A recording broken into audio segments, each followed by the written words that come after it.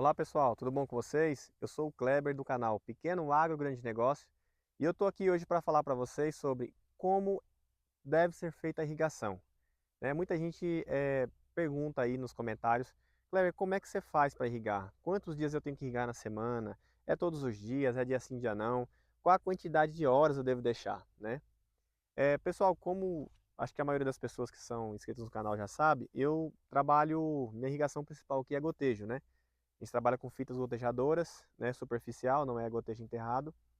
E para todas as culturas a gente sempre prioriza usar gotejamento, exceto a pastagem, que aí não tem jeito, né? Tem que ser aspersão mesmo, né? E a gente trabalha com aspersão. Mas, se tratando de gotejo, muita gente quer começar o projeto e fica, meu Deus, como é que eu faço? Comprei a mangueira, instalei o projeto e eu não sei quantas horas eu molhar. Será que eu vou molhar, estou molhando demais? Será que eu estou molhando pouco? Isso é uma dúvida que muita gente tem. O que eu posso passar para vocês? Na agricultura, na pecuária, muita gente ainda fica bravo, porque tudo que a pessoa vai responder responde depende, né? E realmente não tem como. A gente tem que responder depende porque realmente depende. Cada situação, cada região, cada solo, daqui para a baixada desse terreno nosso, existe uma diferença enorme entre conservação de água desse solo, a capacidade de retenção de água. A baixada costuma reter mais água, entendeu? O alto costuma secar mais rápido. O teor de argila do solo vai mudar, de matéria orgânica, enfim. Então, assim, não é tabelado. Então, assim, não adianta ninguém buscar na internet uma tabela de irrigação e achando que vai copiar aquilo ali fielmente vai dar certo. Mas existe, sim, né, um norte onde vocês podem se basear, né? E aí eu tô aqui agora para tentar explicar um pouco para vocês, porque também no início eu tinha esses mesmos questionamentos, né? Apesar de eu ser técnico agrícola, ter visto essas matérias na escola, mas a prática, gente, é uma coisa que agrega muito, muito, muito, sabe? E assim, eu costumo dizer que são meio a meio, né? As duas coisas aí, né? É a prática e a teoria. Quando você junta as duas, você consegue executar qualquer coisa. Mas vamos lá. Gente, eu tenho duas culturas aqui, eu quero usar como exemplo essas duas culturas, que são minhas duas principais culturas que eu tenho, que é o milho, né? Que é a minha principal, a número um hoje aqui é o milho, e tenho a abóbora também cabotiá, né? As duas estão no sistema de irrigação por gotejamento. E aí muita gente vai perguntar, cara, mas e aí, tem diferença? Tem. Tem diferença e tem muita diferença. Se eu for calcular o volume de água que eu quero por hectare na abóbora, ela não vai, né, ser compatível com a mesma quantidade de milímetros hectare dia que eu vou aplicar no milho. Por quê? Porque também o espaçamento vai influenciar muito nessa quantidade de água. Então, assim, não dá para eu falar para vocês, trabalhe com 5 milímetros por dia de lâmina, trabalhe que seria 50 mil litros de água por hectare dia. Ah, trabalhe com 3, trabalhe com 10, com 7, não tem como eu especificar, porque vai depender muito da cultura, e da cultura também vai depender muito da região que você está inserido. Mas vamos lá, me dê um norte, me explique como é que você faz. Ah, eu estou numa região parecida com a sua, eu estou no Nordeste também, inclusive eu estou na região Oeste da Bahia, então eu estou próximo a você, me explique como é que você faz. Então vamos lá, gente. Meu solo é um solo de textura média, né? Eu tenho aqui entre 20 e 30% de argila, né? É um solo que está iniciando agora os trabalhos aqui, já expliquei isso em outros vídeos, essa é uma área nova. Então, assim, pra vocês terem uma ideia, essa lavoura de abóbora, ela está vindo como o segundo plantio de uma área que foi feito calcário há 6 meses atrás. Então, assim, tudo muito novo, calagem, toda adubação, tudo do zero. Era uma área daquele tipo daquela mata lá, e a gente fez há pouco tempo. Então, vamos lá, gente, como é que eu faço para saber quanto tempo eu devo colocar? Gente, o que que eu faço aqui no meu?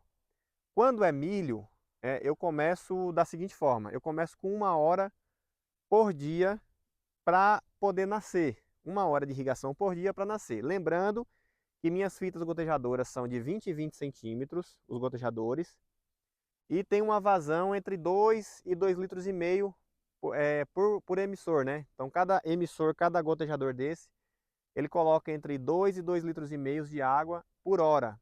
Ou seja, 1 metro linear, vamos considerar aqui que dê entre 10 e 12 litros de água por metro linear por hora. Então é o seguinte, para nascer, a gente molha todos os dias porque a gente quer manter a umidade no solo, o corredor de umidade, para que a planta nasça com mais nascer com mais regularidade, ou seja, não ficar, por não haver a molhação constante, às vezes pode nascer um pé, o outro ficar meio acanhado, nascer diferente, nascer depois. Então assim, a gente quer que nasça por igual. Para nascer no milho é 1 hora todos os dias. Ah, Kleber, então muda para abóbora. Como é que você faz na abóbora? Gente, a abóbora está com espaçamento de 3 metros, né? Enquanto o milho está com espaçamento de 1 metro. Só que o que vale no gotejamento para a gente é o corredor de umidade. A gente considera sempre a água no corredor de umidade. A gente não considera a área total. A aspersão já é diferente, a gente tem que considerar a área total. Então o que acontece? A abóbora, consequentemente, eu tenho praticamente a metade do consumo que eu tenho no milho, por hectare. Por hectare, gente, presta atenção. Não no corredor de umidade. O corredor de umidade acaba sendo a mesma coisa ou até maior, porque quando chega na época de enchimento de fruto, que é da agora para frente, que já está começando a florar agora essa abóbora, quando chega na época de enchimento de fruto, eu tenho que aumentar a quantidade de água, porque a planta está precisando de água para aumentar, encher os frutos, né? Então a gente aumenta. Para nascer aqui também é a mesma realidade. Eu coloco 1 hora todos os dias, mas ela vai ser aplicada 1 hora todos os dias numa fita que está numa distância de 3 metros. Sim, Kleber, e depois que nasce e as plantas se definem tudinho lá, na segunda folha, primeira folha e tal, o que é que você faz? Aí eu aumento para 1 hora e meia, dia sim, dia não. 1 hora e meia, dia sim, dia não. E isso vai dar o quê? Vai dar 0,75 de hora por dia, né? Era 1 hora todo dia, baixou para 0,75 de hora por dia. E aí a gente vai mantendo. Quando o milho chegar numa certa altura, a gente até faz meio... Como a gente tem que trabalhar com pessoas do dia a dia comum aqui do campo, então assim, não adianta eu explicar muito por fase fenológica. Eu padronizei o seguinte, pessoal, olha aqui, ó. Quando chegar na altura do joelho, vocês podem aumentar para 2 horas dia sim, dia não, né? Aí a gente coloca 2 horas dia sim, dia não, quando estiver aqui na altura do joelho. Por quê? Porque a planta já tem mais massa, ela precisa de mais água, ela já está pegando os estágios ali de definições e tudo da planta. Então a gente costuma aumentar já novamente para 2 horas. Quando ela chega num porte que ela começa a pegar o pré-pendoamento, que ela começa a soltar aquela última folha da bandeira ali do milho, aí a gente vai para 2 horas e meia, dia sim, dia não. Aí a gente só mantém dia sim, dia não direto. Dia sim, dia não, dia sim, dia não direto. E quando ele chega naquela época do enchimento de grão, o milho está ali já com as banhinhas definidas, a gente começa a aumentar para 3 horas, dia sim, dia não. 3 horas foi o meu limite. Eu nunca precisei passar de 3 horas aqui na região. Agora, isso vai variar muito de região para região, o tipo de solo. Quanto mais matéria orgânica você tiver no solo, mais ele vai conservar a água. Então, assim, não se apegue muito à precisão dos números, mas eu estou te dando um norte para vocês conseguirem iniciar o projeto de vocês. Ah, abóbora, como é que você faz, Kleber? Nasceu todos os dias 1 hora, como é que você faz? Aí eu faço o mesmo esquema, 1 hora e meia, dia sim, dia não. Ela vai estar com aquela folha do meio. Quando ela começar a soltar a primeira rama, aí eu já dou uma aumentada para 2 horas, dia sim, dia não. E aí eu seguro 2 horas, dia sim, dia não. Quando ela começar a soltar a flor, as primeiras flores, aí é onde eu subo para 2 horas e meia. Por quê? Porque ela vai começar a soltar flor, é fruto que tá, é floração que está vindo, é fruto que está começando a encher, crescer, então começa a aumentar a necessidade de água. Quando ela entrar num estágio de muitos frutos pequenos, por exemplo, você olhar a lavoura, está cheio de fruto pequeno, aí eu aumento para 3 horas, dia sim, dia não, eu não mudo, dia sim, dia não. E aí, às vezes, dependendo da época do ano, da quentura e tal, eu posso chegar na abóbora até 3 horas e meia, dia sim, dia não. Porque eu percebo que tem muito fruto, o pé carregou muito, e eu não quero correr o risco de abortar. O que que eu faço? Eu aumento para 3 horas e meia, dia sim, dia não. No milho, então eu cheguei no máximo até 3 horas, na abóbora tem hora que eu chego até 3 horas e meia. Pessoal, vai colher, o que que eu faço? A abóbora eu irrigo até um dia antes de eu começar a colher ou 2 dias antes. E o milho, como é que você irriga, Kleber? O milho, quando eu começar a colher o milho, eu começar a colher ele, aí eu volto para 1 hora dia sim, dia não, só para manter a umidade dele, ou seja, ele já está granado, ele já está no ponto de pamonha, ele não tem que encher mais nada, ele já está perfeito ali, eu só tenho que manter a umidade para ele não secar rápido na roça, entendeu? E eu caio para 1 hora, dia sim, dia não. Kleber, e eu vi falar, você falou num vídeo anterior que era... Não, todos os dias a gente está se adequando, né, às necessidades. Agora, o que que eu quero passar para você de fato? Vocês têm que observar a planta, a maior leitura que vocês vão ter é a planta. Você chegou aqui 9 horas da manhã, 10 horas, a planta está murchando a folha, o que é que vocês entendem por isso? que a planta está passando sede. Vocês têm que aumentar mais meia hora.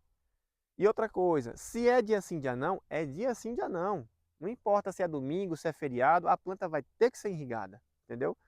O compromisso da lavoura irrigada é o mesmo compromisso da vaca de leite, entendeu? Tem muita gente que acha que é diferente, não é. Lavoura, ela exige o cuidado diário, entendeu? Diariamente você está fazendo algum tipo de serviço nela. Por exemplo, a abóbora, a gente começa a polinizar quimicamente agora e vai de 15 a 30 dias polinizando.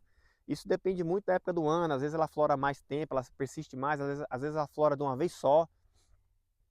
Eu não sei nem explicar para vocês por que tem essa variação. A mesma variedade, dependendo da época do ano e da nutrição que você coloca, ela vai florar mais tempo e dependendo é menos tempo, entendeu? Mas tem essa variação. Então, pessoal, basicamente é isso. Nós temos dois exemplos aqui de milho, de abóbora. Não dá para a gente falar, olha, a quantidade de água por hectare vai ser...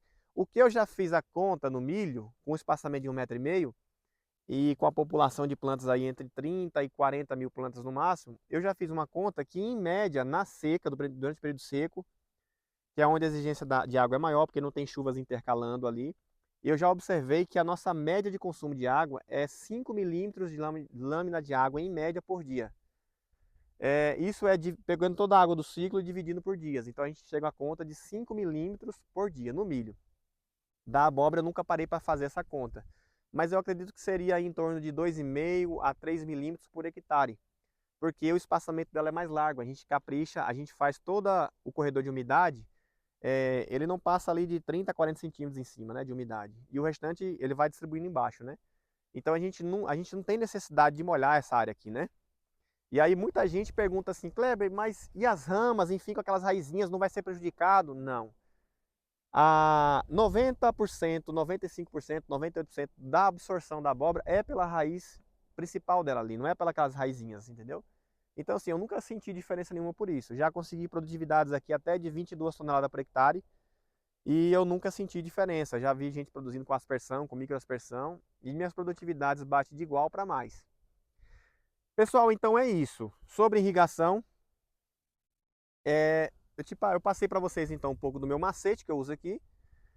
Não estou falando de forma técnica, porque eu teria que pedir para vocês me mandarem uma amostra do solo de vocês e a gente medir densidade, isso, aquilo, capacidade de carga do solo, enfim, vários itens. E assim, eu nem sou a pessoa mais capacitada para fazer uma indicação técnica a esse nível para vocês.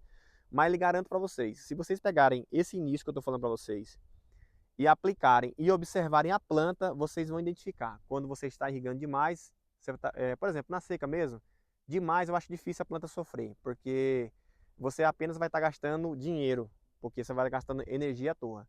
Mas nas águas você pode sim causar um encharcamento, um problema ali na planta. Na seca, a não ser que seja uma área de baixada muito alagada. Mas do contrário, você não vai errar para prejudicar a planta, e sim para prejudicar o bolso. Então preste atenção só nisso. Olha a planta, vai olhando para ela, vai vendo a necessidade. Se sentir que ela está murchando, aumente um pouquinho mais, mas aumente devagar. Tá bom, pessoal? Eu espero ter ajudado com mais esse vídeo.